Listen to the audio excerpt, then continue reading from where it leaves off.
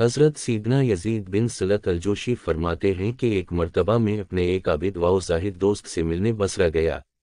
جب میں ان کے گھر پہنچا تو دیکھا کہ ان کی حالت بہت نازک ہے اور شدت مرض سے قریب المرگ ہیں۔ ان کے بچے، زوجہ اور ماں باپ ارد گرد کھڑے رو رہے ہیں اور سب کے چہروں پر مایوسیاں ہے۔ میں نے جا کر سلام کیا اور پوچھا، آپ اس وقت کیا محسوس کر رہے ہیں؟ یہ سن کر میرے وہ دوست کہنے لگے، میں اس وقت ایسا محسوس کر رہا ہوں جیسے میرے جسم کے اندر چیونٹیاں گھوم پھر رہی ہوں۔ اتنی دیر میں ان کے والد رونے لگے تو میرے دوست نے پوچھا، اے میرے شفیق باپ، آپ کو کس چیز نے رلایا؟ کہنے لگے، میرے لال، تیری جدائی کا غم مجھے رلا رہا ہے، تیرے مرنے کے بعد ہمارا کیا بنے گا؟ پھر ان کی ماں، بچے اور زوجہ بھی رونے لگی۔ میرے دوست نے اپنی والدہ سے پوچھا، اے میری مہربان شفیق ماں، تم کیوں رو رہی ہو؟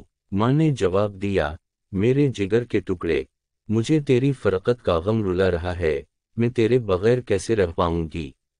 پھر اپنی بیوی سے پوچھا، تمہیں کس چیز نے رونے پر مجبور کیا؟ اس نے بھی کہا، میرے سرتاج، تیرے بغیر ہماری زندگی اجیرن ہو جائے گی، جدائی کا غم میرے دل کو گھال کر رہا ہے، تیرے بعد میرا کیا بنے گا؟ پھر اپنے روتے ہوئے بچوں کو قریب بلایا اور پوچھا، میرے بچوں، تمہیں کس چیز نے رلایا ہے؟ بچے کہنے لگے، آپ کے وصال کے بعد ہم یتیم ہو جائیں گے، ہمارے سر سے سایہ پدری اٹھ جائے گا، آپ کے بعد ہمارا کیا بنے گا؟ آپ کی جدائی کا غم ہمیں رلا رہا ہے۔ ان سب کی یہ باتیں سن کر میرے دوست نے کہا، مجھے بٹھا دو۔ جب انہیں بٹھا دیا گیا تو گھر والوں سے کہنے لگے، تم سب دنیا کے لیے رو رہے ہو، تم میں سے ہر شخص میرے لیے نہیں بلکہ اپنا نفع ختم ہو جانے کے خوف سے رو رہا ہے۔